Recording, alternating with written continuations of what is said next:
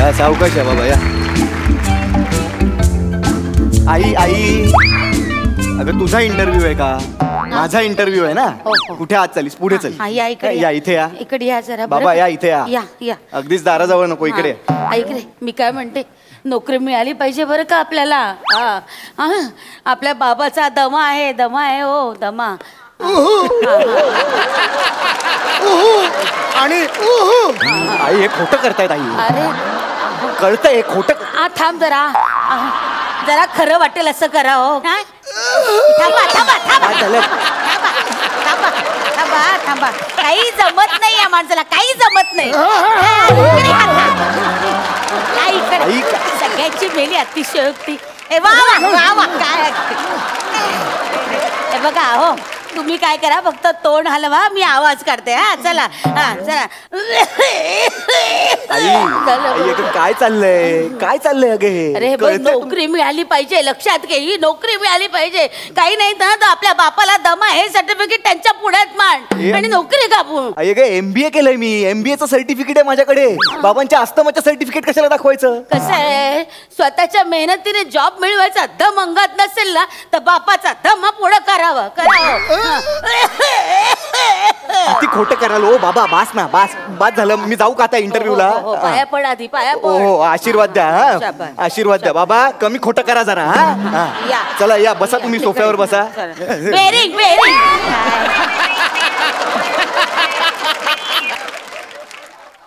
May I come in ma'am? हा या. काय काम आहे? मॅम इंटरव्ह्यू साठी आलोय.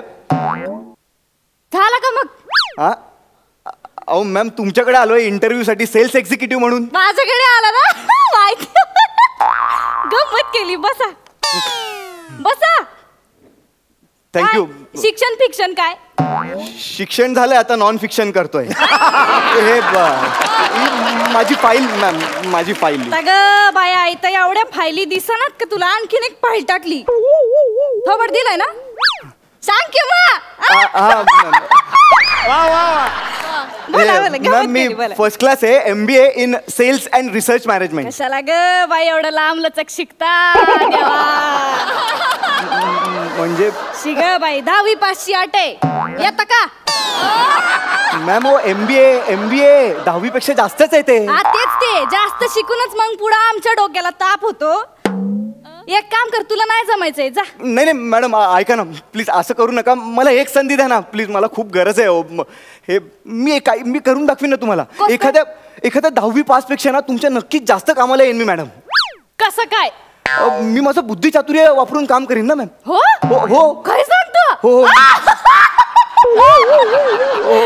कसं बोलतो तुम्ही? बसायचं आपण तुमची परीक्षा घेऊ. हो चालेल मॅम चालेल. एक प्रश्न विचारते त्याचं उत्तर द्यायचं बरोबर. चालेल मॅम विचारा. आता आपली जी MH कंपनी आहे त्याच्या ज्या काही चीज आहेत त्या आपण कशा विकणार? मग त्यासाठी तुम्ही काय करणार? चालेल हे मला माहिती आहे. See ma'am what happens ma'am, first of all we have to believe ma'am that our product is the best in the world ma'am, the best. Yes ma'am. After that comes the packaging ma'am. Packaging आपलं packaging खूप attractive असलं पाहिजे ma'am. We have to present it before the customers ma'am. Then comes the pricing ma'am. The pricing of the product has to be very reasonable ma'am. याने काय होईल ma'am आपलं product ना खूप लोक विकत घेतील. आपण ह्या कॉम्पिटिटिव्ह मार्केटमध्ये खूप छान प्रकारे सर्वाइव्ह करू शकतो ma'am. So ma'am finally these 3 things, the pricing, the packaging and the belief ma'am. या पिपाणीचं कसं पॅकेजिंग करणार? आणि हे टिकलीचं पॅकेट आधीच 5 रुपयाला विकतो आपण. अजून स्वस्तात म्हणजे फुकटात वाटायची का? गमत करतो माझी गमत. आणि हे फुगेचं पाकिट हे प्लास्टिक मध्ये नाही तर मग काही प्लाझ्माच्या टीव्ही मध्ये द्यायचं. सांग आणि कोणाशी कॉम्पिटिशन करता तुम्ही? ते लंडन अमेरिका तसलं नाही बाबा. या टिकल्या आता कपाळावर असले तर उद्या त्या आरशावर असतात. असं नसतं. बस आपली स्पर्धा आहे ना कसे आपली स्पर्धा 3च भागात. एक सेंट्रल, एक वेस्टर्न आणि एक हार्बर. त्याच्यात पण प्रत्येक ट्रेनचे 12 डबे. 12 डब्यांमध्ये तुमच्यासारखी 12 माणसं. त्यातला जो कोण बेस्ट करेल त्याचं मग पुढे काय का मॅम. हो पण हे काय हे विकायचंय?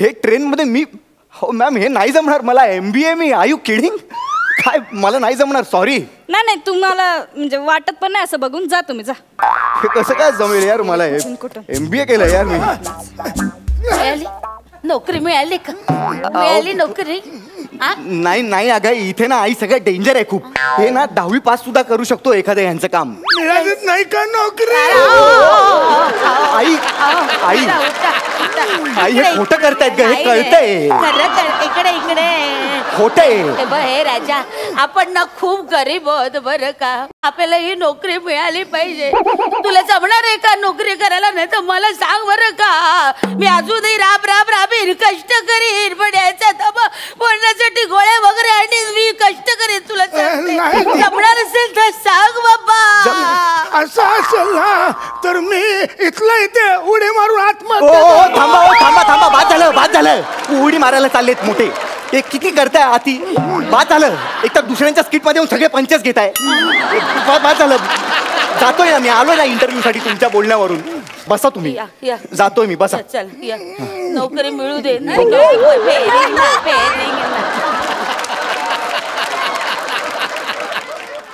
मॅडम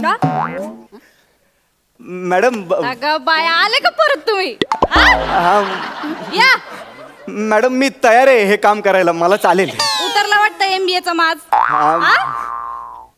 चालेल मॅम मला सांगा ना काय करायचंय बरं एक काम करू हा तुम्हाला आणखीन एक प्रश्न विचारते हा चालेल ना मॅम चालेल चालेल त्याचं उत्तर दिलं तर मग बघू आपण पुढं चालेल मॅम चालेल चालेल आता समजा आता हा सगळा माल घेऊन तुम्ही उभे दादरच्या स्टेशनवरती ब्रिजवर हा हा एका बाजूला आहे अंबरनाथ फास्ट लोकल हा. दुसऱ्या बाजूला आहे मुलुंड स्लो लोकल हा. तर तुम्ही कुठल्या लोकल मध्ये चढून आपला माल खपावणार मुलुंड स्लो नाही जाईन मी का? मुलुंड स्लो असल्यामुळे ना ती ट्रेन ना प्रत्येक स्टेशनवर थांबेल मॅम प्रत्येक स्टेशनवर थांबल्यामुळे खूप जास्तीत जास्त लोक आपल्या ट्रेनमध्ये चढतील जास्तीत जास्त लोक ट्रेनमध्ये चढल्यावर मी आपली प्रोडक्ट्स त्यांच्यासमोर प्रेझेंट करू शकीन मॅम जितकी जास्त लोक तितकी जास्त विक्री ma'am so this things go like this ma'am कळतंय का तुम्हाला? बिंडक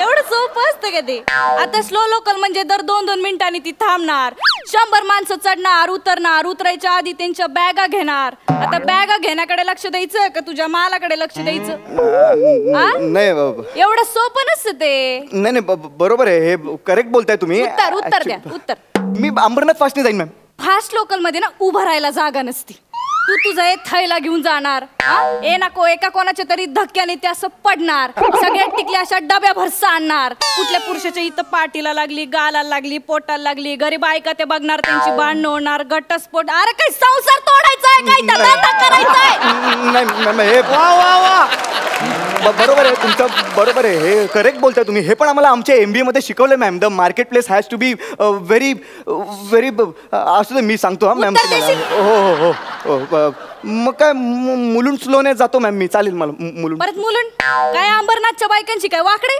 त्यांच्या बायकांनी टिकला नाही लावायच्या ते पिपाने नाही वाजवायच्या पोरांनी फुगे नाही फुगवायचे का रे पण मग काय करणं अपेक्षित आहे मॅम तुला आता करूनच दाखवायला पाहिजे असं नसतं ते कसं असतं अशी तयारी करून मग जायचं असतं डब्यामध्ये आवाज की तरफ ध्यान दो इधर देखो भाई लोग ये तुमके लिए लाए है टिकली का पैकेट ये सीधा है ऐसा तिरका है चांदी का है सोने का है छोटा है बड़ा है सब तिरका है ऐसा बीचू को टिकली है सर्प को टिकली है मैडम ये देखो सिर्फ 5 रुपए में 5 रुपए में 35 टिकली 35 महीने का दिन कितना 30 और ऊपर से 5 टिकली फ्री कंपनी की तरफ से ऐसा अरे देखो पीपानी ये देखो ऐसा बचता पीपनी बच्चे को देने का क्या होता मियाँ बीबी के ना प्यार में ऐसा झंझट होता 10 बाई 10 का घर में ऐसा सब होता तो ये बच्चे को देने का और उसको बोलने का पीपनी बजा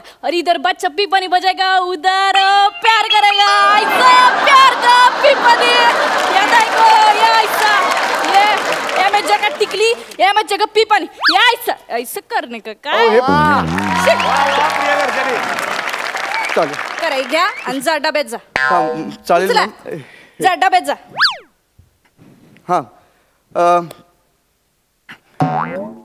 सुटली लोकल चला hello hello ladies and gentleman, please सगळ्यांनी इकडे बघा.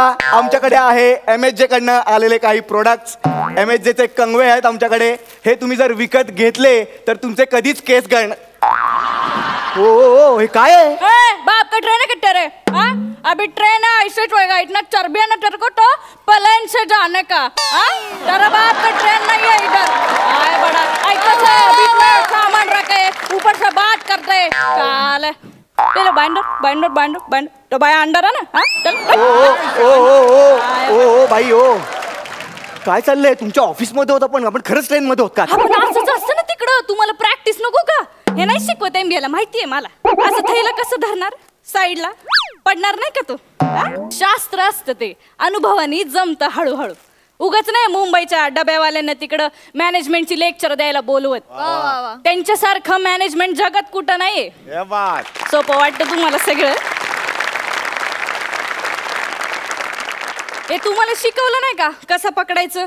हे असं साईडला नाही ठेवायचं, असं इथं ठेवायचं आणि उभं राहायचं असं, आणि मग विकायचं इकडं. कळलं का? काय जमायचं नाही वाटतं तुम्हाला. बघून तर काय दिसेना. जाऊ दे.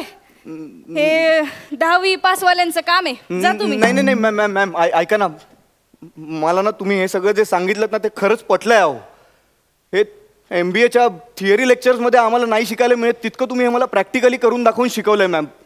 मला हे सुद्धा शिकायचं मॅम. खरंच सांगतोय. मला चॅलेंज द्या. मी हा सगळा माल उद्याच्या उद्या तुम्हाला विकून दाखवीन मॅम. खरंच मी हा सगळा माल घेऊन जातो. तुम्हाला उद्याच्या उद्या विकून दाखवतो. जा जा. ऐ हे 200 रुपये ठेव. जाताना रस्त्यात वडापाव खाऊन जा. आणि कसं खाणार? कसं उभं राहणार? मॅम बॅग अशी 2 पायांच्या मध्ये ठेवून असा का? जा आता 9:42 ची लोकल येईल. जा जा पटकन जा पटकन जा. पळ तिकडे जा. लोक जाईल. ओ मला वेळ नाही. नोकरी मिळाली. 9:42 ट्रेन आहे. चला चला येतो.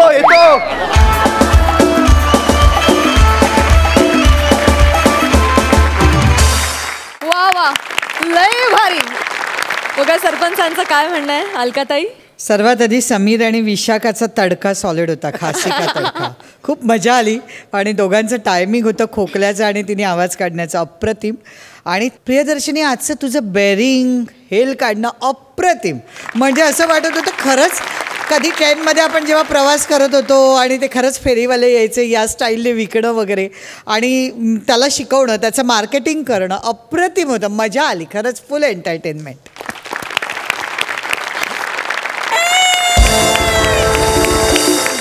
मिळालेले आहेत. प्रसाद दा?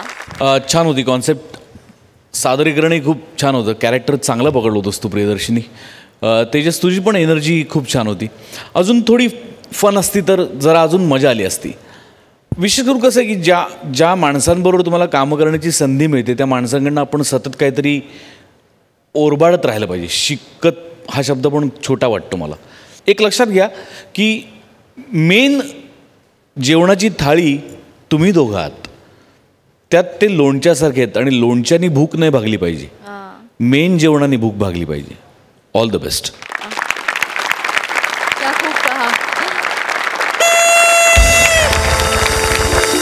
9 गुण मिळाले. All the best guys. Thank you so much.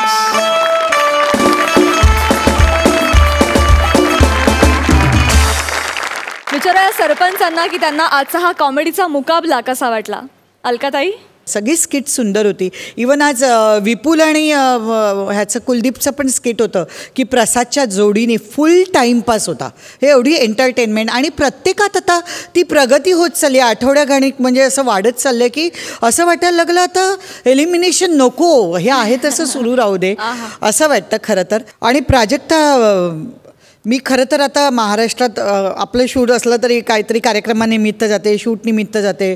मी आजच आता खरं तर एका दौऱ्याहून आत्ता आपल्या शूटला आले आणि मला आज एअरपोर्टला एवढ्या जवळजवळ 10 ते 15 जणी हाऊसवाईफचा एवढा छान प्रतिसाद मिळाला. प्रत्येकजण मला येऊन सांगत होता, प्रत्येक स्त्री, की अरे वा, खूप अलकाताई आम्ही बघतो महाराष्ट्राची हास्य जत्रा. एक तर मला एक बाई भेटली, ती प्रसाद बँगलोरला राहणारी होती, तरी ती म्हणाली मी सोनी मराठी बघते आणि मला हास्य जत्रा विशेष आवडतं. आणि म्हणाली दिवसभर आपण कामात असतो, आम्हाला टेन्शन्स असतात, पण ह्या कार्यक्रमाने आम्हाला रिलीफ मिळतो. ही केवढी मोठी कॉम्प्लिमेंट होती. खरंच सांगते, म्हणजे हे ॲक्च्युअल आज घडलं आणि मी तिथून या सेटवर आज आले. मला बरं वाटलं. मी आधी या शोला नाही म्हणत होते, पण मी पण खरंच इथे चिअरअप होऊन जाते.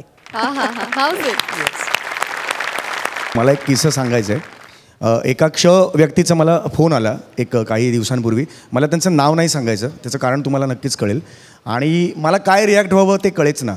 आणि ही अतिशयोक्ती वाटेल कदाचित, पण त्यांनी मला स्वतःहून फोन करून सांगितलं की मी आत्महत्या करायला गेलेलो होतो आणि मी हास्य जत्रेने मला बाहेर काढलेलं आहे.